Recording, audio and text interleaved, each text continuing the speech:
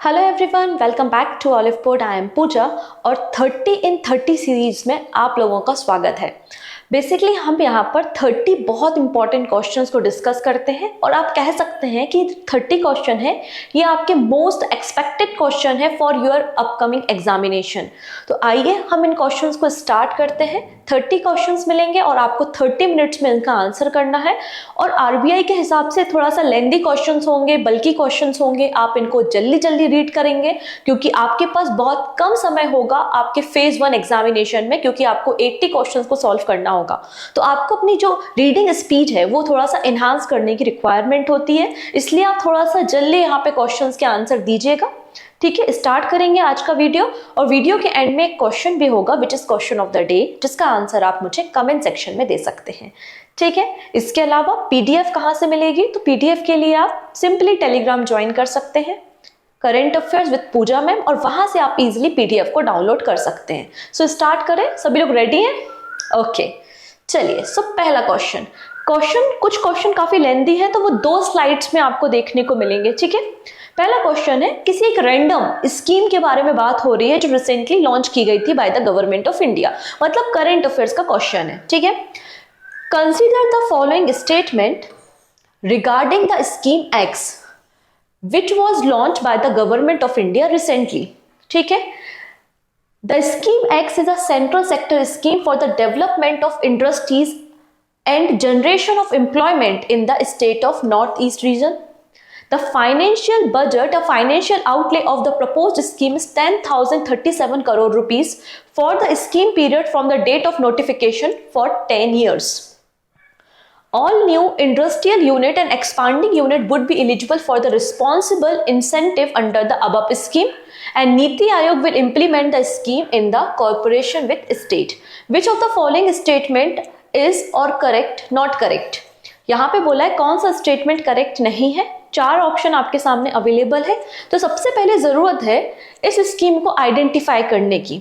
चलो मैं आपकी हेल्प कर देती हूँ। यहाँ पर बोला है कि सेंट्रल गवर्नमेंट की एक स्कीम है जो कि नॉर्थ ईस्टर्न एरिया में एम्प्लॉयमेंट जनरेट करेगी, मैन्युफैक्चरिंग यूनिट को सेटअप करेगी, मतलब ओवरऑल इंडस्ट्रियल डेवलपमेंट करेगी। कहाँ पर? नॉर्थ ईस्ट में। और नॉर्थ ईस्ट को हम क्या कहते हैं?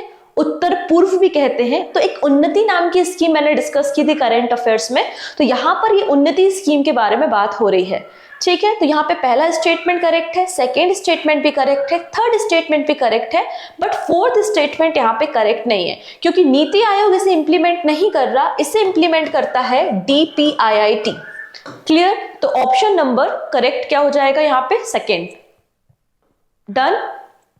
तो आप देख सकते हैं गवर्नमेंट ऑफ इंडिया ने उन्नति उत्तर पूर्व ट्रांसफॉर्मेटिव इंडस्ट्रियलाइजेशन स्कीम को लॉन्च किया था, जो कि एक सेंट्रल सेक्टर स्कीम है जिसका एजेंडा क्या है? Generation of employment in the state of north east region, और इसको इंप्लीमेंट कर रहा है DPIIT, जिसके लिए प्रपोज्ड जो बजट है वो 10,037 करोड़ रुपीज है for the period of 10 years. Done. Next, as per the latest edition of World Press Freedom Index published annually by the Reporters Without Border, which of the following statement are correct? कौन से statement यहाँ पर correct है? पहला है, Denmark was on the 3rd rank in the World Press Freedom Index. The World Press Freedom Index evaluates 180 countries based on the freedom and independence of the journalist. As per the above index, India has been ranked at 159. कौन सा statement यहाँ पे correct है? तो recently मैंने world freedom index के ऊपर discussion किया था, जहां पर इंडिया की रैंकिंग इंप्रूव हुई है और इंडिया का जो स्कोर है वो डिक्लाइन हुआ है। आउट ऑफ 180 कंट्रीज इंडिया की रैंकिंग आपको 159 देखने को मिलेगी। तो मतलब ये वाला स्टेटमेंट तो करेक्ट है। 180 कंट्रीज यहाँ पे इंक्लूड की गई है, ये भी करेक्ट है। यहाँ पर नॉर्वे ने टॉप किया है, ठीक है। सेकेंड नंबर पे डेनमार्क है, ना कि थर्ड नंबर पे, मतलब सेकेंड जो स्टेटमेंट है, फर्स्ट जो स्टेटमेंट है वो इनकरेक्ट है। तो कितने स्टेटमेंट करेक्ट हो गए? सेकेंड एंड थर्ड, मतलब ऑप्शन नंबर 2 यहाँ पे करेक्ट हो जाएगा। क्लियर है? आई थिंक इस क्वेश्चन का आंसर आप पे बना होगा क्योंकि हमने रिसेंटली ही करंट अफेयर्स में डिस्कस किया था। तो ऑप्शन 2 करेक्ट हो जाएगा यहाँ पर। डन। चलिए नेक्स्ट बात करते हैं। Reserve Bank of India has been regularly conducting consumer confidence survey CCS. The May 2024 round of the survey is being launched. Which of the following statement regarding the survey is correct? कौन सा statement यहाँ पे correct है? ठीक, the survey seeks qualitative response from the household regarding their sentiment on the general economic situation, employment scenario, price level, ठीक है, और जो आपकी स्पेंडिंग है. तो बेसिकली आरबीआई इस सर्वे को करा रहा है अकॉर्डिंग टू क्वेश्चन, और यहाँ पर जो भी हमारे हाउस होल्ड लोग हैं उनसे कई क्वेश्चन पूछे जाते हैं. उनसे पूछा जाता है कि क्या आपके विचार हैं, क्या आप सोचते हैं हमारे इंडिया के इकोनॉमिक सिचुएशन पे, एम्प्लॉयमेंट सिनेरियो पे, और उसके अकॉर्डिंगली ये सर्वे किया जाता है आरबीआई के द्वारा. और आरबीआई इसे रेगुलरली कंडक्ट करता है in 19 cities. Reserve Bank of India conduct nationwide consumer confidence survey every 3 months. हर एक 3 मंथ्स में यहाँ पर इस सर्वे को किया जाता है, ऐसा इसमें कहा गया है. तो बोला है कि कौन सा स्टेटमेंट यहाँ पे करेक्ट है. तो ये बात तो सही है कि कंज्यूमर कॉन्फिडेंस सर्वे आरबीआई कराता है, रेगुलरली कराता है, 19 सिटीज में कराता है. मतलब पहला स्टेटमेंट करेक्ट है, सेकेंड स्टेटमेंट भी करेक्ट है. यहाँ पर रिजर्व बैंक ऑफ इंडिया जो सर्वे कंडक्ट करा रहा है वो 3 मंथ्स में नहीं, यहाँ पर 2 मंथ्स में सर्वे आपको देखने को मिलेगा. मतलब आपका थर्ड स्टेटमेंट इनकरेक्ट है, रिमेनिंग आपको करेक्ट स्टेटमेंट देखने को मिल जाएंगे. तो करेक्ट आंसर क्या हो जाएगा यहाँ पर? Option number 1. ठीक है, 1 और 2 करेक्ट है, एंड थर्ड स्टेटमेंट जो हमने देखा था वो इनकरेक्ट है, क्योंकि यहाँ पर एवरी 2 मंथ में आप देखेंगे आरबीआई इस सर्वे को कंडक्ट कराता है. ओके, चलिए अब बात करेंगे सॉइल हेल्थ कार्ड के बारे में. ये थोड़ा सा, अगर इस क्वेश्चन का आंसर आपको नहीं पता तो आप थोड़ा सा कॉमन सेंस लगा के इस क्वेश्चन का आंसर तो कर सकते हैं. ठीक है, इजी क्वेश्चन है, बस थोड़ा सा कॉमन सेंस आपको लगाना है. आप आराम से क्वेश्चन को पढ़िए और आंसर करने की कोशिश कीजिए. ठीक है. Soil Health Card portal has been revamped and the mobile application has been introduced for soil sample collection and testing by the Ministry of Agriculture and Farmer Welfare. कौन सा स्टेटमेंट यहाँ पे करेक्ट है आपको आइडेंटिफाई करना है. अभी जो पोर्टल लॉन्च किया गया है उसके बारे में बात है कि portal has soil lab registry and the status of labs can be seen on the real time basis. यहाँ पे जो पोर्टल है, यहाँ पे जो सॉइल लैब है जहाँ पे टेस्टिंग होंगी उसकी प्रॉपर रजिस्ट्री है और आप इसको रियल टाइम इंफॉर्मेशन देख सकते हैं. Portal has facility to show the real time data of soil sample collection, test in labs and generation of soil health card. Next है geographic information system analytics are available on the real time basis. And app-based barcode-enabled soil sample collection system and has been introduced in the Soil Health Card mobile application. कौन सा statement यहाँ पर बोला गया है कि correct है, identify करना है. चलिए कोशिश कीजिए. तो एक बात बताइए, आपको यहाँ पर सॉइल कंडक्ट या सॉइल बेस्ड जो सर्वे है या सैंपल कलेक्शन कौन करवाएगा? फार्मर्स कराएंगे. अब यहाँ पे बार कोड, अब ऐसा तो है नहीं कि फार्मर्स के पास हमेशा एक बड़ा वैसा आपका 5G या 4G टच स्क्रीन एंड्रॉइड इस तरीके से फोन हो. बहुत सारे फार्मर्स के पास तो फोन भी नहीं होता, और होता है तो बहुत बेसिक फोन होता है. तो यहाँ पे बार कोड कहाँ से आया? मतलब ये बार कोड वाला जो स्टेटमेंट है वो गलत है. रिमेनिंग आपको करेक्ट स्टेटमेंट देखने को मिल जाएंगे. सो 1, 2 और 3 करेक्ट है, तो ऑप्शन 3 बिल्कुल करेक्ट हो जाएगा. चलिए, ये तो बहुत इजी क्वेश्चन है. विच CPSC मतलब central public sector enterprises has recently receive no objection certificate from Reserve Bank of India for setting up wholly own international subsidiary in the international financial service centre IFSC GIFT City Gandhinagar Gujarat. तो बताइए किसको permission मिल गई है? RBI ने no objection certificate दे दिया है अपनी subsidiary gift city में ओपन करने के लिए. तो रिसेंटली मैंने करंट अफेयर्स पे डिस्कस किया था. आंसर हो जाएगा REC लिमिटेड, मतलब ऑप्शन ए बिल्कुल करेक्ट है. ठीक है, चलिए अब ये क्वेश्चन है और इसके ऑप्शंस आपको नेक्स्ट स्लाइड में देखने को मिलेंगे. अच्छा, कुछ दिन पहले की ही बात है, मैंने आप लोगों को जो EV पॉलिसी है, हमारे देश की जो इलेक्ट्रिकल व्हीकल पॉलिसी इंट्रोड्यूस की गई थी, उसके बारे में मैंने डिस्कशन आपको किया था. उसी पे बेस्ड ये क्वेश्चन है. The government of India has approved a scheme to promote India as a manufacturing destination so that E-vehicles with the latest technology can be manufactured in India। तो गवर्नमेंट ऑफ इंडिया ऑब्वियस सी बात है EV को promote करती है क्योंकि इनके target है कि हमें नेट कार्बन एमिशन जीरो करना है 2070 तक। The policy is design to attract investor in the e wheelers space by the reputed global EV manufacturers. This will provide Indian consumer with access to the latest technology, boost the Make in India initiative, strengthen the EV ecosystem by the promoting healthy competition among EV players, leading high volume of production, economies of scale, lower cost of the production, reduce import of the crude oil, lower trade deficit, reduce air pollution, particularly in cities, and will have a positive impact on the health and environment। Basically यहाँ पे बोला है कि government ने जो e vehicle policy लाया है इसका मकसद है कि ईवी मामले में भारत को एक मैन्युफैक्चरिंग हब की तरह क्रिएट करना है और इस तरीके से पॉलिसी लाए हैं कि एक हेल्दी कंपटीशन देख पाए, नेशनल और इंटरनेशनल इन्वेस्टर्स इसमें इन्वेस्ट करें। और क्या क्या इम्पैक्ट होगा, तो इम्पैक्ट लिखा है कि हमें इंपोर्ट नहीं करना पड़ेगा आपके क्रूड ऑयल को, इसके अलावा ये हेल्दी भी होगा, एनवायरमेंट फ्रेंडली भी होगा। बोला जा रहा है कौन सा स्टेटमेंट पॉलिसी के रिगार्डिंग इनकरेक्ट है, स्टेटमेंट देखते हैं। ठीक है, ये है आपके स्टेटमेंट। पहला है no limit on minimum investment. कोई भी कंपनी है जो इंडिया में कंपनी सेटअप करना चाहती है मैन्युफैक्चर करने के लिए ई व्हीलर्स, तो उसको कोई भी मिनिमम इन्वेस्टमेंट की जरूरत नहीं है। The timeline for manufacturing is 3 years for setting up manufacturing facility in India and to start commercial production of e-wheelers and reach 50% domestic value addition within 5 years at the maximum. Not more than 8,000 EV per year would be permissible for import under this scheme।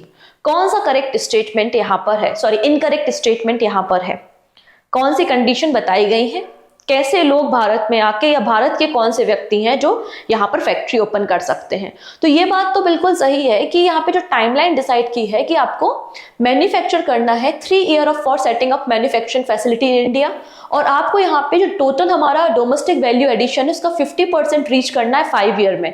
और आप जो भी EV produce करते हो वो आप 8,000 EV annually, इससे ज्यादा आप बाहर नहीं, मतलब आप इंपोर्ट नहीं कर सकते अंडर दिस स्कीम। ठीक है, आपको मेड इन इंडिया मतलब भारत में रह के ही इनकी मैन्युफैक्चरिंग करनी है। लेकिन यहाँ पर मिनिमम लिमिट है, मैक्सिमम लिमिट नहीं है कंपनी सेटअप करने के लिए, बट मिनिमम लिमिट है। यस, तो पहला स्टेटमेंट इनकरेक्ट है, रिमेनिंग करेक्ट स्टेटमेंट है। आप देखेंगे minimum investment required 4,150 crore rupees, but maximum यहाँ पे कोई भी इन्वेस्टमेंट लिमिट नहीं है। Next, as per the recent report which was released by the Reserve Bank of India, जिसका टाइटल क्या था, प्राइमरी या urban cooperative banks outlook 22-23 report, which of the following statement are correct. याद करो हमने इस रिपोर्ट को डिस्कस किया था करेंट अफेयर्स में। The advance of urban cooperative banks to the priority sector increased more than 27% in the financial year 2023 compared to the previous year। तो यहाँ पे जो अर्बन कोऑपरेटिव बैंक्स है उन्होंने प्रायोरिटी सेक्टर्स जो होती है उनको ज्यादा लेंडिंग किया है, ज्यादा एडवांस देने का काम किया है, 20% more than previous financial year. Majority of advance of urban cooperative bank was given to the farmer producer organization, मतलब FPO को इन्होंने सबसे ज्यादा एडवांस दिया है। नेक्स्ट है, as per the report Maharashtra has the highest number of urban cooperative bank with a total of 475। कौन सा स्टेटमेंट यहाँ पर बोला है करेक्ट है, तो याद कीजिए मैंने बताया था कि महाराष्ट्र में सबसे ज्यादा अर्बन कोऑपरेटिव बैंक है, बिल्कुल सही बात है। 27% यहाँ पर प्रायोरिटी सेक्टर में जो लेंडिंग एडवांस हुआ है वो इंक्रीज हुआ है, ये बात भी सही है। लेकिन यहाँ पे मेजॉरिटी जो एडवांस दिया गया है वो एफपीओ को नहीं दिया गया, एमएसएमई सेक्टर को दिया गया है। तो सेकेंड स्टेटमेंट इनकरेक्ट है, फर्स्ट एंड थर्ड आपको करेक्ट मिल जाएंगे। Clear, first and third statement correct है, मतलब आपका ऑप्शन नंबर थर्ड यहाँ पे करेक्ट हो जाएगा। ठीक है, done. Next, as per the news, Union Cabinet chaired by the Prime Minister has approved the proposal of Ministry of Home Affairs। Actually Ministry of Home Affairs से एक proposal दिया था Prime Minister को, मतलब कैबिनेट को, कि हमारे देश में जो ये सेफ्टी ऑफ वीमेन स्कीम है उसको कंटिन्यू किया जाना चाहिए, और इस अप्रूवल मतलब ये जो प्रपोजल था उसको एक्सेप्ट कर लिया गया। ठीक है, उसी के रिगार्डिंग ये क्वेश्चन है, proposal of Ministry of Home Affairs of the continuation of implementation of umbrella scheme on safety of women's। अब यहाँ पे जब कोई स्कीम आप एक्सटेंड करते हो, कंटिन्यू करते हो, तो आप इसके लिए बजट भी देते हो, ठीक है, और डिसाइड करते हो कि कब तक के लिए कंटिन्यू करना है। At a total cost of blank crore during the period from 2021-2022 to blank. तो आपको ये दोनों पॉइंट्स या फिल इन द जो ब्लैंक्स हैं उनको फिल करना है, ठीक है, इन गैप्स को फिल करना है। तो यहाँ पर सेफ्टी ऑफ वीमेन स्कीम को कंटिन्यू किया जा रहा है 2021-22 से 25-26 के लिए, और बजट है 1179 करोड़ रुपीस। तो ऑप्शन नंबर ए बिल्कुल करेक्ट हो जाएगा, ऑप्शन नंबर ए बिल्कुल करेक्ट है। डन। चलिए अभी जो 1179 करोड़ रुपीस याद कीजिए, मैंने कहा था कि निर्भया फंड से भी पैसा आएगा इस स्कीम में, अगर आपको याद हो तो, ठीक है। तो आप देख सकते हैं मिनिस्ट्री ऑफ होम अफेयर्स अपने कॉर्पस से अपना जो फंड है उससे 885 करोड़ रुपीस देगी, एंड रिमेनिंग जो पैसा है वो निर्भया फंड से आपको देखने को मिलेगा, ठीक है। तो 1179 करोड़ रुपीस आपको टोटल बजट, जिससे ये सारी मैन्युफैक्चरिंग सेटअप्स हो सके कंट्री में। और बोल दिया कि इंडिविजुअल और प्राइवेट कंपनी नहीं है अलाउ, तो फिर भाई कौन बनाएगा, हम ही तो बनाएंगे ना। तो थर्ड स्टेटमेंट गलत हो जाता है, पहला और दूसरा स्टेबल एंटिटीज के बारे में। तो individual, private company, FPO, MSME sectors, जो हमारी कंपनीज हैं जो कि कंपनी एक्ट में रजिस्टर है, वो सभी लोग यहाँ पे एलिजिबल हैं और ये सारी मैन्युफैक्चरिंग फैसिलिटीज को सेटअप कर सकते हैं। नेक्स्ट है आईएलओ की रिपोर्ट, जो मैंने भी करंट अफेयर्स में बताई थी, और फिर लक्ष्मी मैम ने, आपने देखा होगा, अलग से वीडियो भी लिया था रिपोर्ट्स पे, ठीक है। As per the India employment report 2024 consider the following statement. 3 statement है, आपको जो स्टेटमेंट करेक्ट नहीं है वो बताना है। The international labour organisation in collaboration with Niti Aayog has released the India employment report 2024। The share of unemployment youth with the secondary or higher education has nearly doubled from 35.2% in 2000 to 65.7% in 2022. अब youth हमारी country में 83% जो youth है वो unemployed है। तो ये ILO की रिपोर्ट के कुछ पॉइंट्स हैं, आपको बताना है कौन सा स्टेटमेंट यहाँ पे करेक्ट नहीं है। सेकेंड स्टेटमेंट बिल्कुल सही है, थर्ड स्टेटमेंट भी सही है, लेकिन जो पहला स्टेटमेंट है, ये जो रिपोर्ट है ये इंटरनेशनल लेबर ऑर्गेनाइजेशन ने नीति आयोग के कोलैबोरेशन के साथ लॉन्च नहीं की है, ठीक है। तो किसके साथ लॉन्च की है, तो आप देखेंगे human development, institute of human development और आईएलओ ने मिलकर इस रिपोर्ट को रिलीज किया था। Which ministry in the collaboration with CII, confederation of Indian industry, recently organize medtech stackathon 2024 in New Delhi. तो वो कौन सी मिनिस्ट्री है जिसने मेडटेक स्टैकथॉन को बेसिकली ऑर्गेनाइज किया था? आंसर हो जाएगा ministry of chemical and fertiliser ने इसको लॉन्च किया था, ठीक है। रिसेंटली हमने इसको डिस्कस किया था, तो ऑप्शन सी बिल्कुल करेक्ट है। नेक्स्ट, अब यहां पर भी थोड़ा सा कॉमन सेंस लगाना पड़ेगा, अभी आप समझ जाएंगे ऐसा मैं क्यों कह रही हूं। Reserve Bank of India and the blank sign a MOU recently in Mumbai for establishing a framework to promote the use of local currency for cross-border transaction। तो बेसिकली यहाँ पे MOU साइन हुआ है RBI और किसी एक country के bank के साथ, और आप यहाँ पे क्रॉस बॉर्डर ट्रांजेक्शन को प्रमोट कर रहे हो, ठीक है।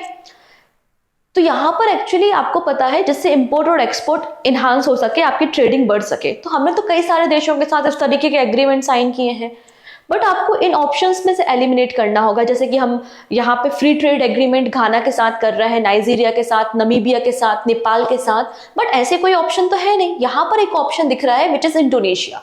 तो इंडोनेशिया के साथ हम यहाँ पे ऐसा सेटलमेंट कर रहे हैं, ना ही हम इंग्लैंड के साथ कर रहे हैं, ना ही फेडरल बैंक है, ना ही श्रीलंका का बैंक है, और ना ही ऑस्ट्रेलिया है। तो Indonesia is the right answer, ठीक है। नेक्स्ट है, in which year did the agreement of TRIPS, trade related aspect of intellectual property right, officially come into effect? अभी रिसेंटली इसकी 30th एनिवर्सरी हमने डिस्कस की थी, WTO के बारे में भी हमने बात की थी, मार्केस एग्रीमेंट के ऊपर भी डिस्कशन किया था। कब लॉन्च हुआ है ये सारी चीजें? 1995, option number C. Next, PM divine scheme पे क्वेश्चन है, ओके।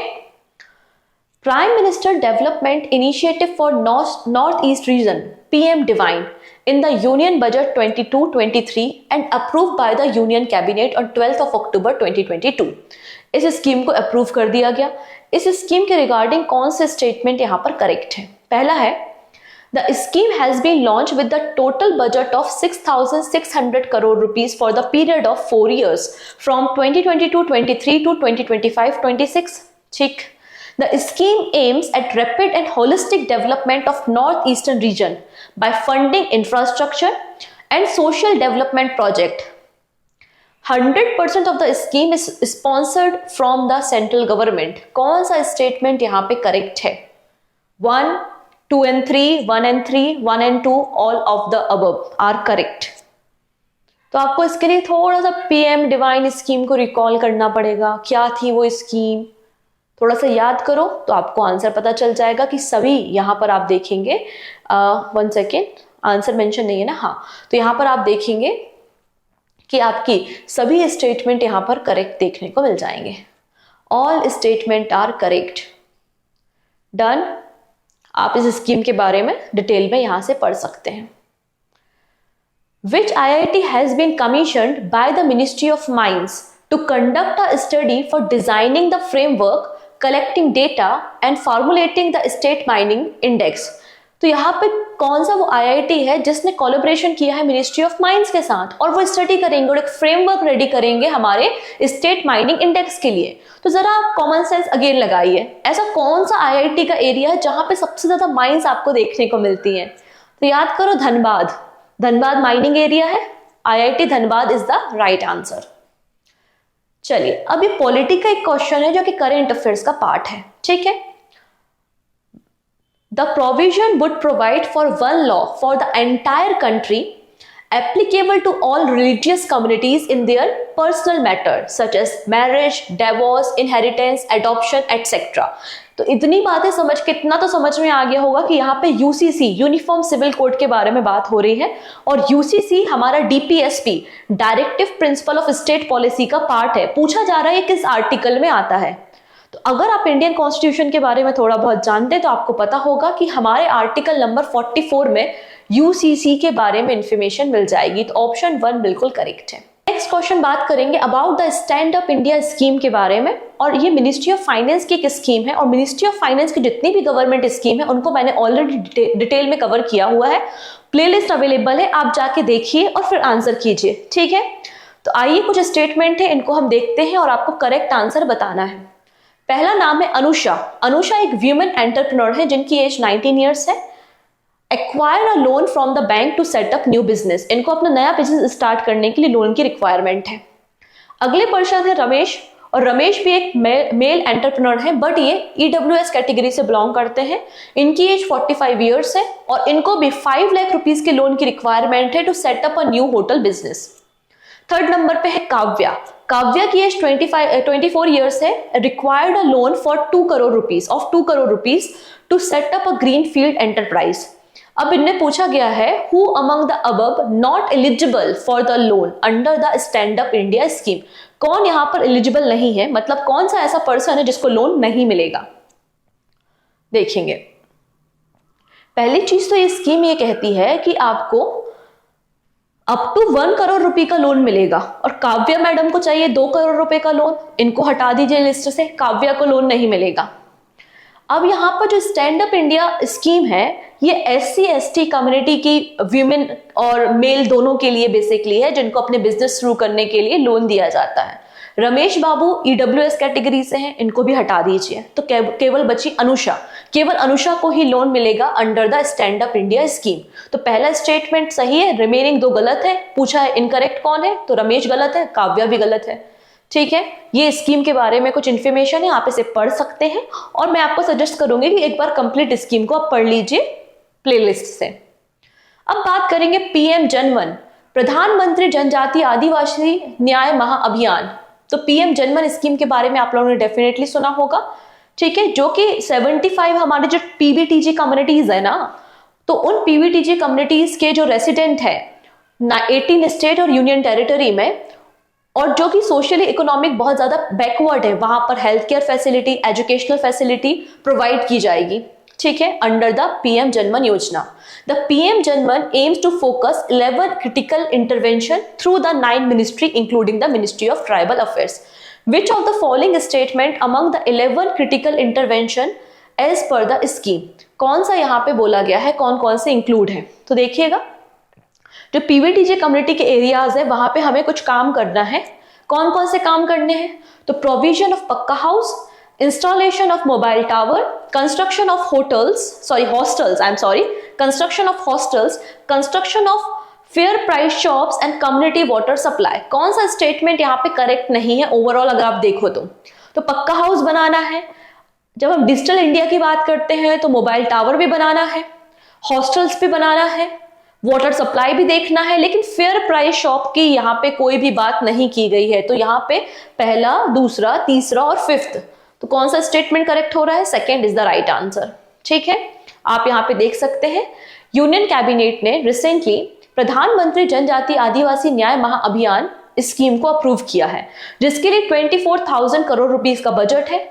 इसमें 11 क्रिटिकल इंटरवेंशन है थ्रू द 9 मिनिस्ट्री, जिसमें पक्का हाउस बनाना है, रोड कनेक्टिविटी है, वाटर सप्लाई है, community water supply, mobile connection, medical unit, hostel, vocational educational skilling, इसके अलावा आंगनवाड़ी सेंटर, ये सारी चीजें हैं। ठीक है, Consider the following statement regarding the recently released All India Survey on Higher Education and identify the correct statement. यहां पर आपको आइडेंटिफाई करना है करेक्ट स्टेटमेंट। पहला स्टेटमेंट देखते हैं।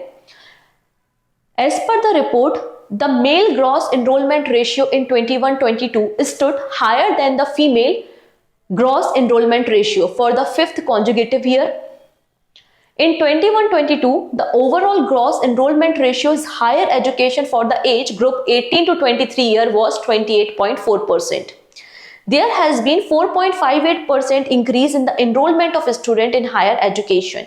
कौन सा स्टेटमेंट यहाँ पे करेक्ट है about the AISHE report?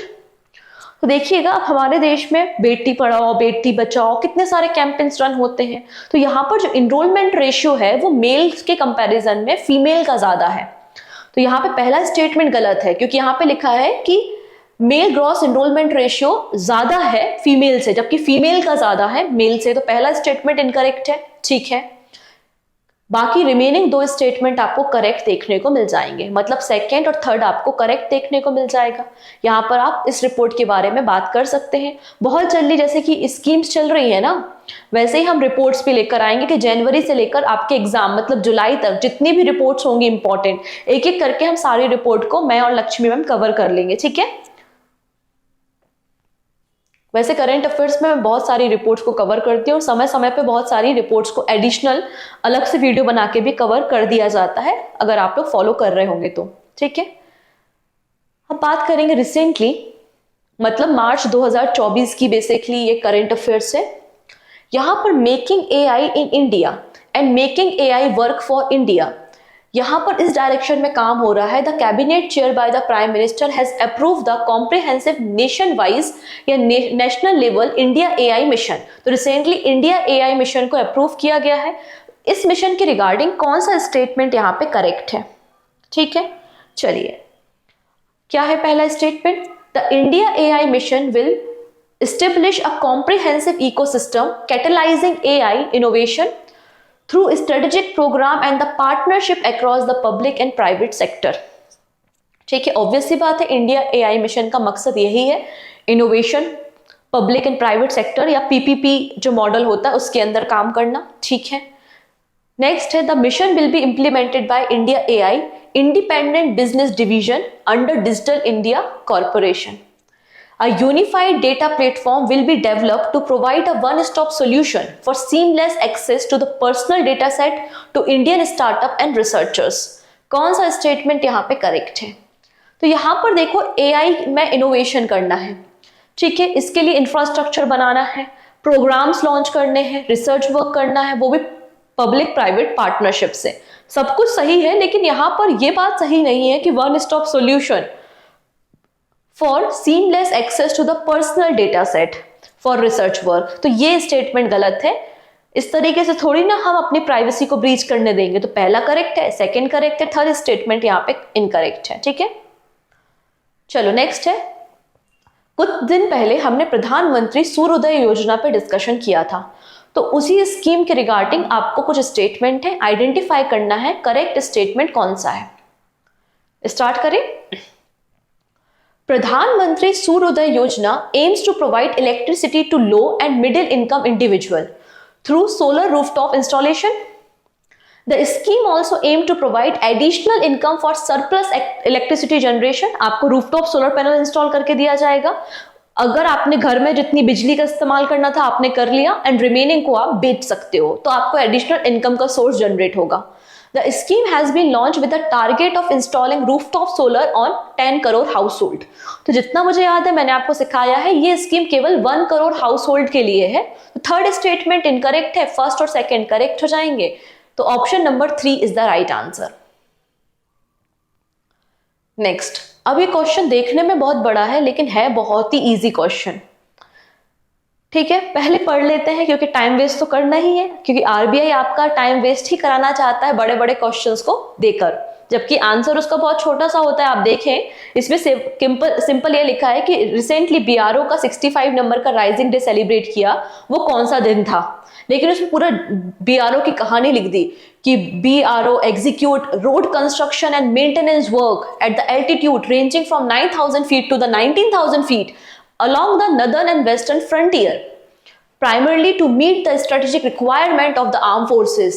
In over 6 decades, it has constructed over 62,214 kilometers of roads, 1005 bridges, 7 tunnels and 21 airfield.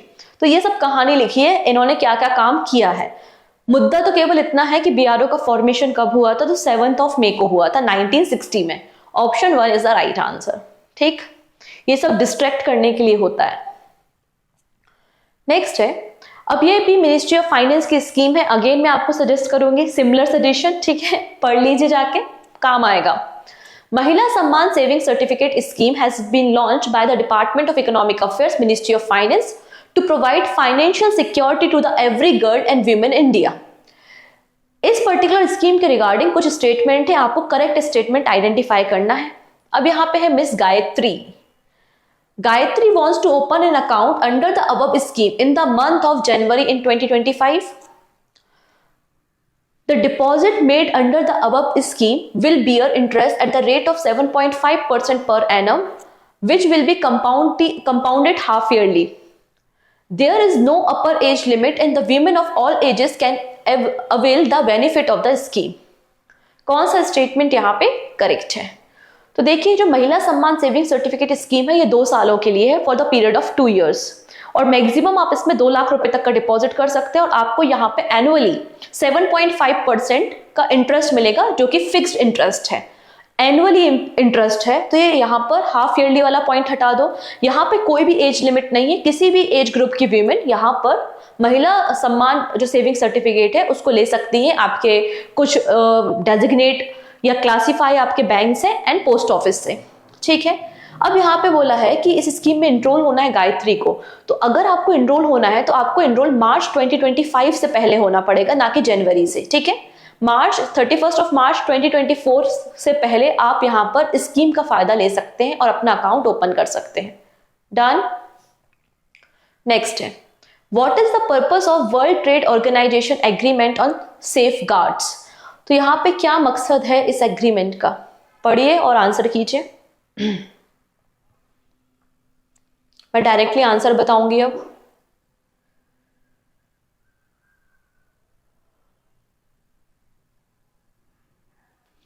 देखिएगा, agreement on safe guard basically WTO ये कहता है कि आप इतना एडिशनल इंपोर्ट मत करो कि आपका डोमेस्टिक मार्केट खराब हो जाए। तो यहाँ पर इंपोर्ट को रिस्ट्रिक्ट करने का काम बेसिकली किया जाता है एग्रीमेंट ऑन सेफ गार्ड में, to allow member country to temporary restrict import of the product if it is threaten to cause serious injury to their domestic industry. Option A बिल्कुल correct है। Next, which country has proposed the establishment of ASEAN Future Forum at the 43rd ASEAN Summit in 2023 for promoting and shaping ASEAN development path। तो यहाँ पे ASEAN future forum को initiate करने की बात कहाँ पर की गई है बताइए। हमने करेंट अफेयर्स में डिस्कशन किया था, Vietnam, Hanoi. Option E is the right answer. आप यहाँ पे थीम भी देख सकते हैं। Ministry of communication launch the telecom technology development fund scheme to fund R&D in the rural specific communication technology application. बोला जा रहा है कब इस फंड को बनाया गया? हाँ जी, स्टैटिक क्वेश्चन है, नेशनल ऑर्गेनाइजेशन और इंटरनेशनल ऑर्गेनाइजेशन से क्वेश्चन आते हैं। आंसर हो जाएगा option number C 2022। Next, which economy is projected to the fastest growing in the world in 2024 as per the latest forecast of International Monetary Fund World Economy Report या world economy outlook अप्रैल 2024। इसको मैंने current affairs में discuss किया था। IMF ने क्या कहा है, सबसे ग्रोइंग इकोनॉमी कौन सी है वर्ल्ड में? सो आंसर हो जाएगा हमारा प्यारा Bharat, India. And this is question of the day. कुछ दिन पहले मुझे याद है करंट अफेयर्स में मैंने आपको ड्रिप प्राइसिंग के बारे में बताया था, याद है ना? ड्रिप प्राइसिंग, जिसको हाइड करने पे अब चार्जेस लगेंगे, हाइड नहीं कर सकते आप, ड्रिप प्राइसिंग नहीं कर सकते, एक्चुअल प्राइस आपको प्रोडक्ट का शो करना पड़ेगा। तो ड्रिप प्राइसिंग से रिलेटेड एक क्वेश्चन है जिसका आंसर आप मुझे कमेंट सेक्शन में दे सकते हैं। सो आज के लिए इतना ही, मिलते हैं हम नेक्स्ट वीडियो में। जाते जाते लिंक को शेयर कर सकते हैं अपने फ्रेंड्स के साथ, और पहली बार आ रहे हो तो सब्सक्राइब कर लेंगे चैनल को, जिससे अपकमिंग क्लासेस के नोटिफिकेशन मिल सके।